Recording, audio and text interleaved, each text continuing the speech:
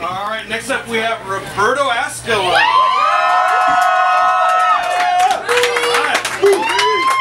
Roberto is a jackstraw rider and a Kundaman fellow veteran and a veteran member of the Seattle Slam family. His poetry teachings with Seattle Orgs, Riders in the Schools, Youth Speaks, and Arts Corps has earned him commissions, performances, and installations with the Seattle Art Museum, the Fry Art Museum, and an invitation to the White House. What? Did you accept? Do this. Yeah. Okay. Shaking hands with you. Nice. Alright, so you can see his installation of his teaching work, punctum poetry at the Museum of History and Industry. He lives in West Seattle with a blackboard, a cat, and a beautiful girl. Roberto Ascalon.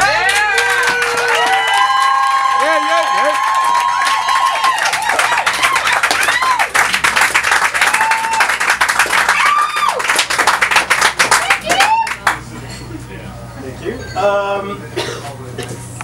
This is called Spam. That's a tasty mystery. Give it up. My father's love is a fried Spam sandwich on Wonder Bread with extra mayo all wrapped up in aluminum foil. Spam is my father's version of Catholic communion. It's his way of saying, I love you, which he didn't say very often when I was growing up, but I ate a whole lot of Spam. In church you eat the body of Christ and receive holy life eternal. With Spam you eat pork that stays good in a can forever. This is Sunday brunch at its finest at my house. Garlic fried jasmine rice, eggs sunny side up, with the edges browned to a fine crunch, and my favorites, golden brown leaves of thin sliced Spam fanned out like a deck of brand new cards. It is a fact, Filipinos love to eat canned meats. But I wasn't born in the Philippines. I grew up in New York City where nobody really ate Spam. Back home it was a joke, a sign, a tattoo, a tell, a mark. Spam is kitsch, belongs in the secret stash of a 50s fallout shelter in between the dusty boxes of iodine and the shotgun shells. Well, the truth is much deeper because it's realer than real. It's not food, it's irony. Spam is the first animal that man ever invented. It's G.I. Joe's favorite dinner. It goes great with a scorched earth policy. It's what the people get after their livestock has been slaughtered and all the able-bodied men killed. It's the meat that comes after the war. Maybe that's why Southerners love it so much. I could see my father's face inhaling a sizzle hot, turning the crackling slices over, saying, "You are gonna love this." And at school, I held my knapsack close, so that the other kids couldn't smell my house as I walked down the hall. I thought that they could smell the hangdog look in my father's eyes, taste the history of yesterday's fry pan.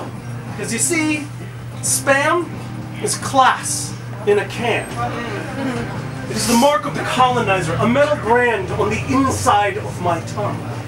Spam is the shame of animals not knowing the names for all their parts. It's the salt flesh of yesterday's American colonial expedition, surviving heat wave after heat wave in the equatorial pantries of my father's homeland.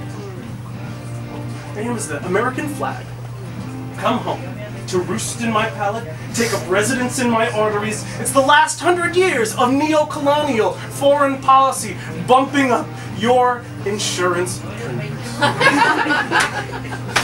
Spam is the export product Iraqi children ask for by name.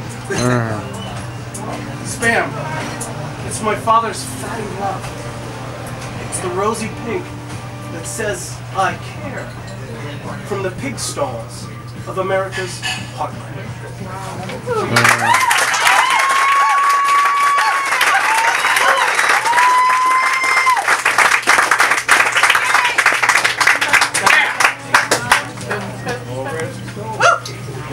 I like to write about my family, and I like to write about my students. And so here you're gonna find a mixture of both. This is called a glaring misuse of register, which is what the theorists kind of define when it's hard to find a definition for slang, right? And in Seattle, they have a term that's the Seattle homegrown slang, and it's filthy. What you know about filthy? That's filthy. Filthy. Filthy. You'll hear it. Filthy. Yeah. But for all y'all, like, when Michael Jackson turns bad into good, like not bad, or like Run DMC, not bad meaning bad, but bad meaning good. This is that. A glaring misuse of register. A student spits the word under his breath into his neighbor's collar. That was filthy, he whispers. He sounds out the room's desire to feel. The shock of this is undeniable, as if so many texts, flat screens, vibrating controllers could wrest this from your crown of laurels. A wonder after the raunch and spectacle of the electric circus. Remember the zeitgeist.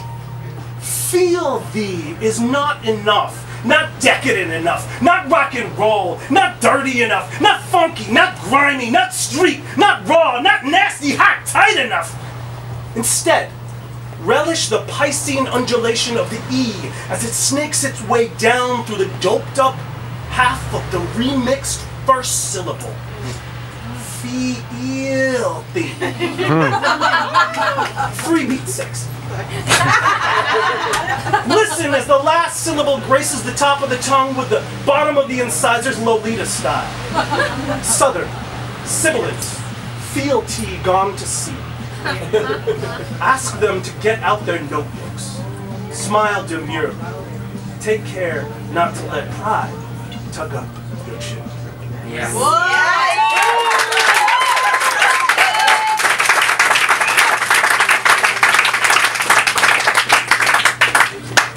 This is also for my kids. This is called The Fire This Time. Or, how come some brown boys get blazed right before class and other questions without marks? How much damn broke does it take to want to burn just before class, lung green with chaos? How many times the police come to the door, way past late, your auntie, face forlorn and flashing in the turning blue? How much knuckle in a boy fist gotta break cheek till body want to go numb? How much brave you gotta front, pay forward like a hard stare, like a work muscle jaw? How many legal papers say stay or go, right or nothing, home or jail, love or palm skin? How many words or promises did Dad, Mom, and God knows who else have to crush so that you spit out your eyes and slouch like a demon, daring me to call your name, call you out your name, as if it had power anyway, as if your own name, when you strangle it out your throat, spilled God stuff. God, like a broke egg, baby born into fire. How come fire? How come fire put you to bed instead of sweet hands, good hands? Why they put bad hands? Why bad hands? Why the fire this time, God? We ain't done nothing yet! Nothing yet! Nothing yet and nothing wrong! Except the babies, they're on fire! They're on fire and I see them babies burning by the stairwell before school.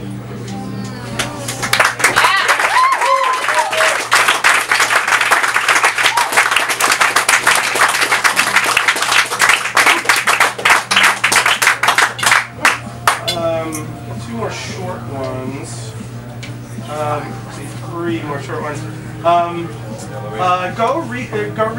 Go listen to This American Life. The last two ones, the ones about Chicago. Harper High? Listen, what? The ones about Harper High. The ones about Harper High. Yeah, they're both damn good. Yeah. It's called Hunger in 5 Parts. The third part is spearmint, the feeling of empty, too much chewing gum, acid holes in the belly, skinny boy leaving fingerprints in the pastry shop window. Swear is the first, the anger at the lack. The daddy swears at the mommy swears when she puts on makeup the next morning, and the little one swears this will never happen again. Sneaky is the fourth, stealing crumbs, licking the fork clean, hiding food even when you have enough, putting it away for another day. There is never enough. Sigh the second, realizing there is nothing more to be had. The frank blankness of the plate in front of you confirms the lack of web netting under your addition to the high wire act of the 20th century rib and jittertooth dance. The last is to sway, to sleep while you are standing. Your mouth a clotting gyroscope, your body fulfilling its needs on itself.